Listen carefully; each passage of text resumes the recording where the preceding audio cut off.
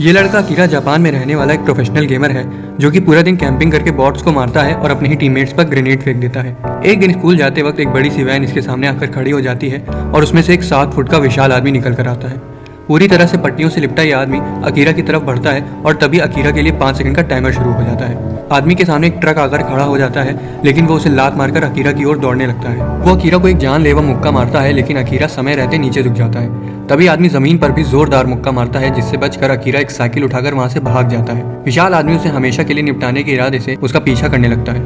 Akira बचने की तरकीब सोचता है और एक पुरानी बिल्डिंग में जाल बिछाकर उसकी छत पर छिप जाता है। गेंडा उस बिल्डिंग में घुस जाता है और अकीरा को ढूंढने लगता है, लेकिन जैसा कि अकीरा ने सोचा था, उसे अपने वजन की वजह से टूटी हुई बिल्डिंग पर चलने में दिक्कत आ रही थी। आदमी ऊपर की ओर आता है और जैसे ही दरवाजा तोड़ता है वो अकीरा के बिछाए हुए जाल में फंस जाता है और उसके सिर पर एक बड़ी सी पानी की टंकी आ गिरती है। अकीरा को लगता है कि उसने आदमी को हरा दिया है, लेकिन तभी गेंडा धूल धक्कर से खून में लटपट होकर निकलता है और सीधा अकीरा की ओर विस्फोटक छलांग लगाता है। अकीरा पहले ही समझ चुका था कि गेंडा ऐसा ही कुछ करेगा, इसलिए जैसे ही वो कूदता है, अकीरा एक लोहे का पाइप उठाकर जमीन से 45 डिग्री के एंगल पर रखकर उसे भोंक देता है, जिससे विशाल अपने ही भारी वजन की वजह से मारा जाता है। उसे लगता है कि वो जीत गया है, लेकिन तभी एक अजीब सी बिल्ली जैसी दिखने वाली लड़की वहां आती है और उसे कुछ बोलने लगती है। अचानक फिर से 5 सेकंड का टाइमर शुरू हो जाता है और लड़की एक एनर्जी बॉल जैसी चीज अकीरा को मारती है, जिससे उसके शरीर में छेद हो जाता है और वो वहीं अपना दम तोड़ देता है। बिलौटी उसे ये बोलकर वहां से चली जाती है कि वो उसके इलाके में था। जब अकीरा को होश आता है तो वो खुद को एक अनजान भीड़ भाड़ वाले कमरे में पाता है, जहाँ के लोग उसी की तरह नहीं समझ पा रहे थे कि वो कहाँ है।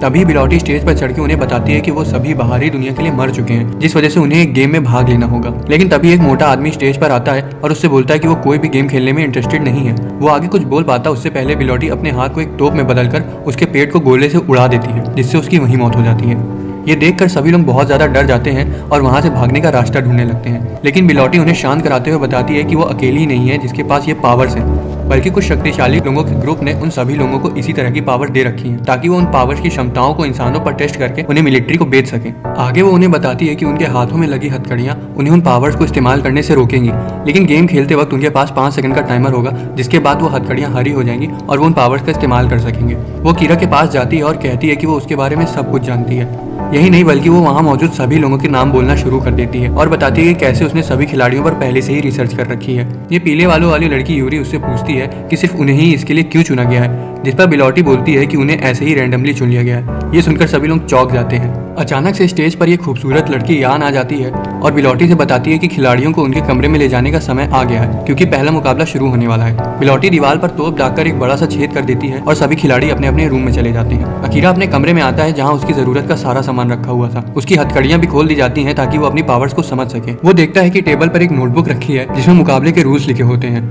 जैसे कि फाइट तभी रुकेगी जब सामने वाला अपोनेंट हारी मान लेगा, बेहोश हो जाएगा या फिर मारा जाएगा। उसके बगल में कार्ड भी रखा होता है जिसमें उसकी पावर्स के बारे में लिखा होता है। तभी उसे बगल के कमरे से टकराने की आवाज आती है और वो समझ जाता है कि बाकी लोगों ने अपनी पावर्स को टेस्ट करना शुरू कर दिया है।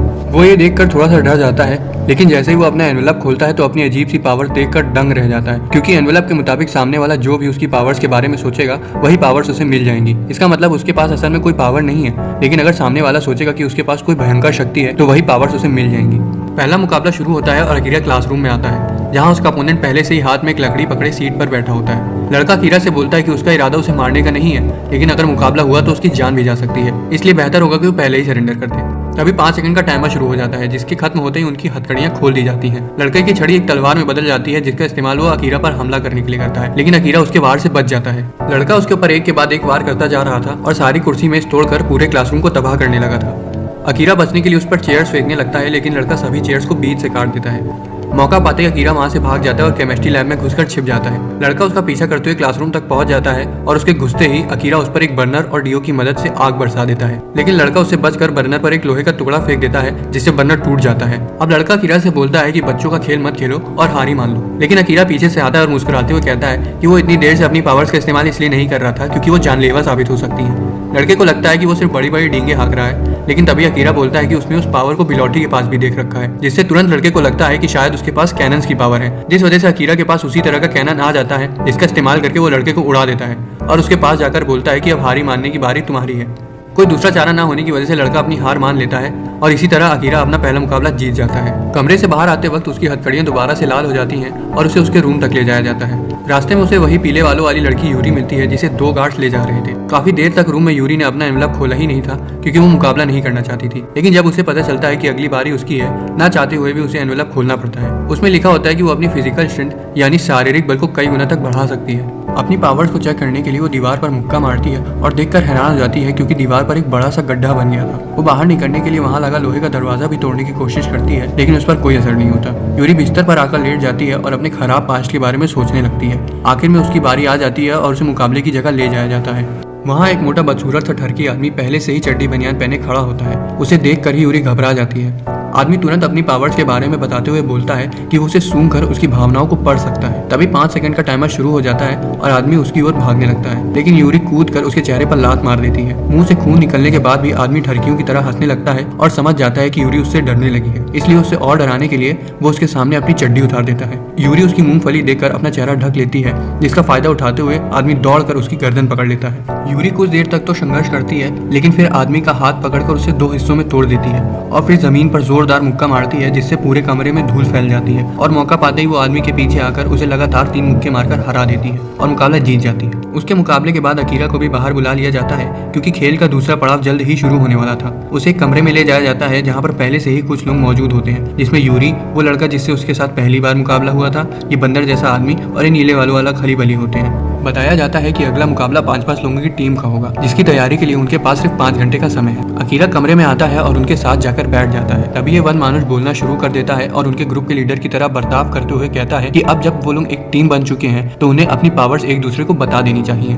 किसी को भी उसका आइडिया ठीक नहीं लग रहा था, लेकिन वन मानुष की शक्ल के साथ साथ अकल भी बंदरों वाली थी, इसलिए वो सबसे पहले अपनी पावर्स दिखाते हुए बताता है कि वो किसी भी बटन को एक रस्सी में बदल सकता है। असल में बहुत अनोखी पावर है क्योंकि वो इस रस्सी को अपने गले में उसे देखकर धीरे धीरे सभी लोग अपने और अपनी पावर्स के बारे में बताना शुरू कर देते हैं। ये लड़का बताता है कि वो किसी भी लकड़ी को एक तलवार में बदल सकता है। यूरी बताती है कि वो अपनी शारीरिक क्षमता को कई गुना तक बढ़ा सकती है, जिसे सुनकर अकीरा उससे पूछता है कि क्या वो अपने शारीरिक बल को भी कई गुना तक बढ़ा सकती है। यूरी बताती है कि उसको इसके बारे में अभी तक कुछ पता नहीं है, इसलिए अकीरा उससे अपना पूरा दम लगाकर कूदने को कहता है और जब वो कूदती है तो छत से टकराते टकराते बचती है। खली बली बताता है कि वो खुद को 2 सेकंड्स के लिए इनविंसिबल बना सकता है, यानी उन 2 सेकंड्स में कोई भी चीज उसको नुकसान नहीं पहुंचा सकती। आगे वो ये भी बताता है कि अपने उसूलों की वजह से वो किसी और द्वारा दी हुई शक्तियों का इस्तेमाल नहीं करेगा। आखिर में अकीरा की बारी आती है और अब जब सब लोगों ने अपनी पावर्स का खुलासा कर दिया है तो उसे भी अपनी पावर्स के बारे में बताना पड़ेगा, लेकिन अगर वहाँ मौजूद कोई भी आगे चल के उसका अपोनेंट बन गया तो अकीरा को आसानी से हरा देगा। इसलिए वो काफी देर सोचता है और आखिर में बताता है कि वो बिलौटी की तरह अपने हाथ को तोप में बदल सकता है। मुकाबले का वक्त आ जाता है और उन्हें एक बड़ी सी फाइटिंग रिंग के पास ले जाया जाता है। वो अपने प्लान डिस्कस कर ही रहे होते हैं कि तभी बिलौटी अनाउंसमेंट करती है कि फाइट 1 वर्सेस 1 होगी, यानी रिंग पर दोनों टीमों से एक एक खिलाड़ी लड़ेंगे और जो टीम पहले 3 पॉइंट स्कोर कर लेगी वही ये मुकाबला जीत जाएगी। ये सुनकर दोनों टीमों के प्लान्स पर पानी फिर जाता है क्योंकि उन्हें लगा था कि मुकाबला सभी लोग एक साथ लड़ेंगे। बाकी किसी का तो नहीं, लेकिन अकीरा का इससे फायदा हुआ क्योंकि उसने अपनी असली पावर्स के बारे में किसी को भी नहीं बताया। पहला राउंड शुरू होता है और अपोनेंट टीम से सफेद कंबल ओढ़े ये लड़की आती है और अकीरा की टीम से वन मानुष उससे लड़ने आता है। पहले तो लड़की अपनी हुस्न की अदा से उसे रिझाने की कोशिश करती है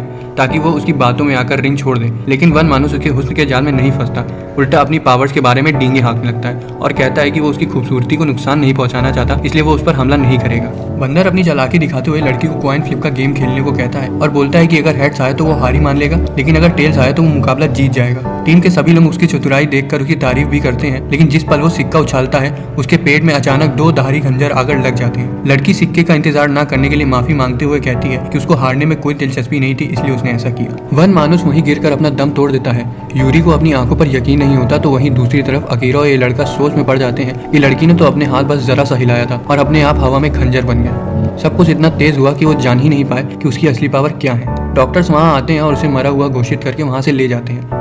अगला राउंड खाली बारी और इस बच्ची के बीच होता है। बच्ची की शक्ल देख के लग रहा था कि उसके पास कोई बहुत ही खतरनाक पावर है, इसलिए लड़का खली बली से संभल के खेलने को कहता है। 5 सेकंड का टाइमर शुरू हो जाता है और उसके खत्म होते ही खली बली बच्चे की तरफ भागने लगता है, लेकिन तभी बच्ची अपना हाथ उठाकर हारी मान लेती है और बोलती है कि वो उससे नहीं लड़ सकती।